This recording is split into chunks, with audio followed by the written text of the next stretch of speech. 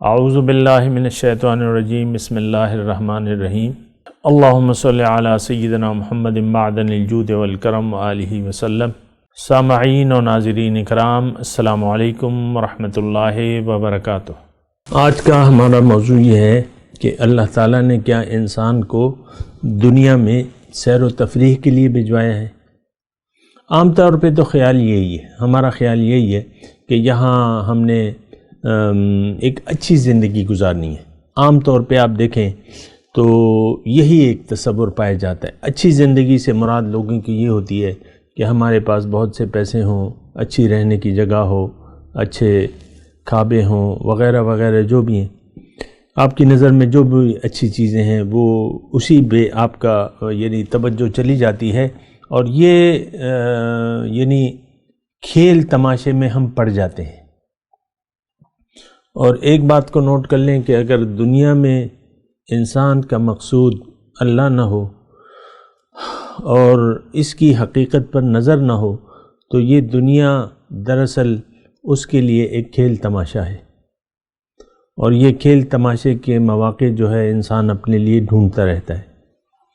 اکثر جو ہے آپ دیکھ لیں کھیل تماشے، شادی پہ آپ کھیل تماشے کرتے ہیں، یہ مایوں ہیں اور یہ مہندی ہے، اور ہر جگہ جو ہے بس ڈھول ڈھمکا ہے، اور یہ وہ آپ دیکھ لیں کھیل تماشے۔ کبھی کبھی شادی نہیں ہے تو چلو کہیں کسی پہاڑی علاقے چلو، باہر ملک چلو، سیر کے لیے چلتے ہیں، وہاں دیکھیں گے دنیا کیسی ہے۔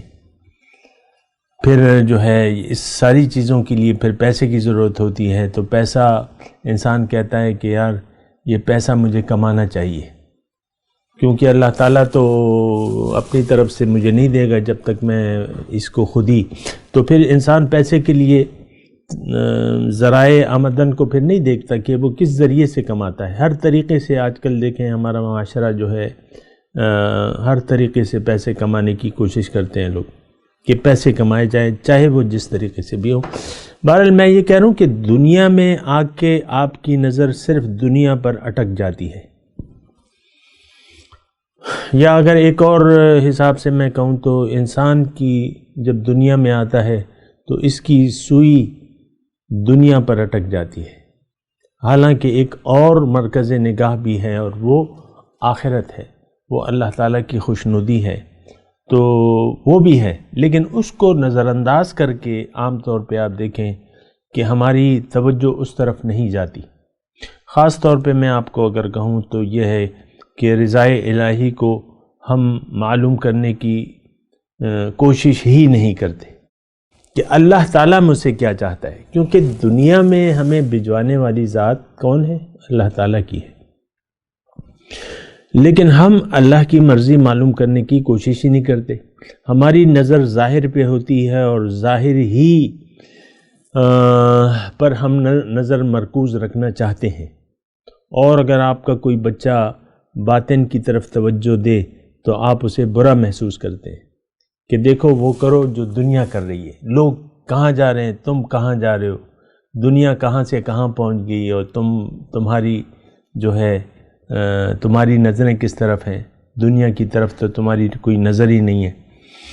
تو خود بھی نہیں چاہتے کہ ہم اللہ تعالیٰ کی طرف متوجہ ہوں، اگر کوئی متوجہ ہوتا بھی ہے تو ہماری نظر میں وہ کوئی ہوشیاری کا معاملہ نہیں کر رہا۔ یہ بات جو ہے قرآن میں بھی اللہ تعالیٰ نے فرمائی ہے، وَإِذَا قِيلَ لَهُمْ آمِنُوا كَمَا آمَنَ النَّاسُ قَالُوا أَنُؤْمِنُ كَمَا آمَنَ السُّفَهَاءُ أَلَا إِنَّهُمْ هُمُ السُّفَهَاءُ وَلَكِنْ لَا يَشْعُرُونَ۔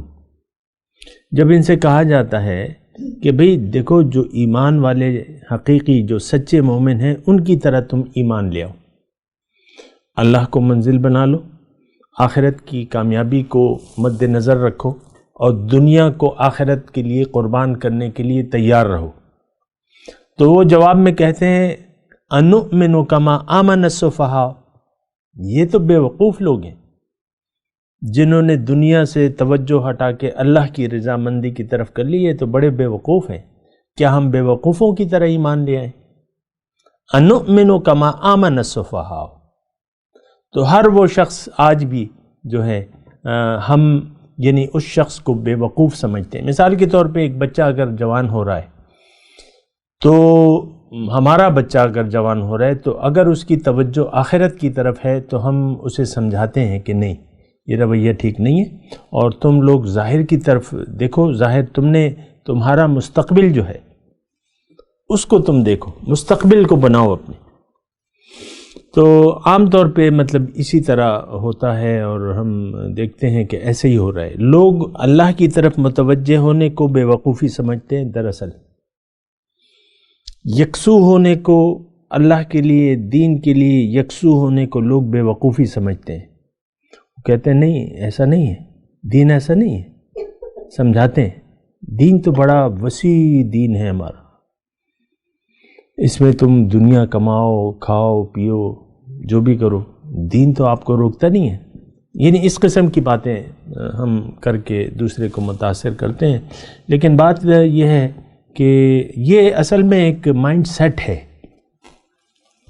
اگر آپ دیکھیں تو یہ ایک مائنڈ سیٹ ہے۔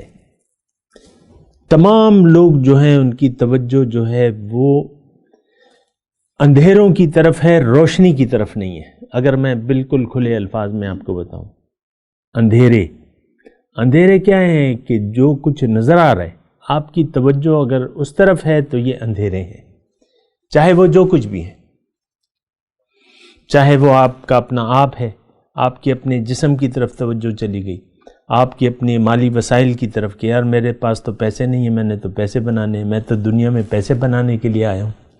یا مثال کے طور پہ کوئی نوجوان ہے، اس کی وہ کہتا ہے میں نے اعلیٰ ڈگریاں لینی ہیں تاکہ میں پیسہ بنانے کی مشین بن جاؤں۔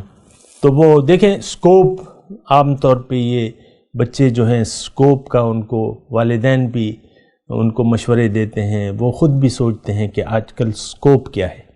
سکوپ کا مطلب یہ ہوتا ہے کہ وہ طریقہ جس میں جلد سے جلد انسان مالدار ہو جائے،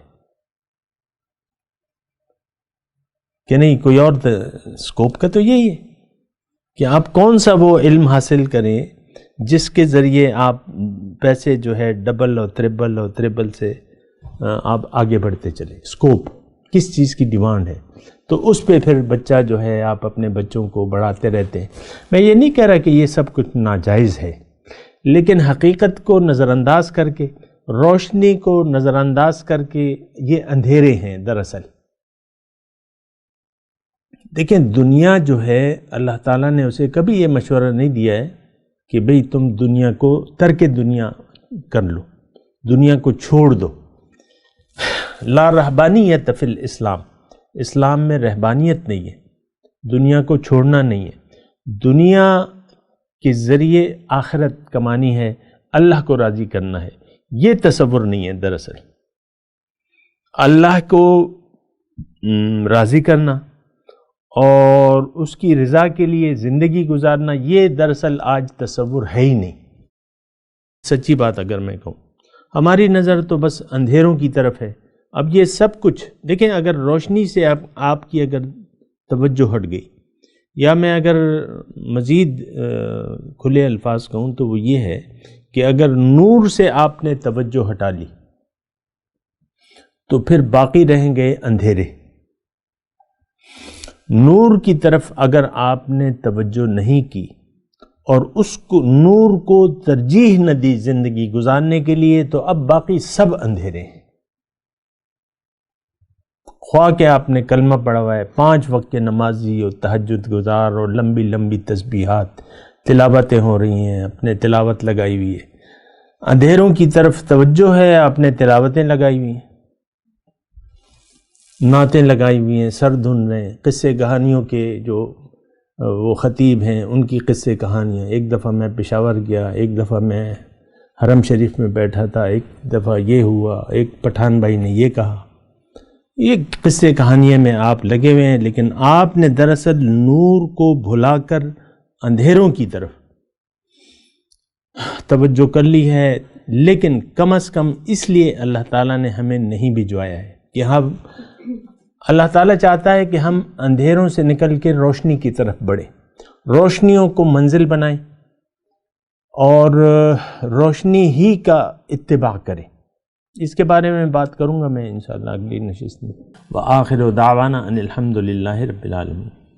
مولاي صل وسلم دائما أبدا على حبيبك خير الخلق كلهم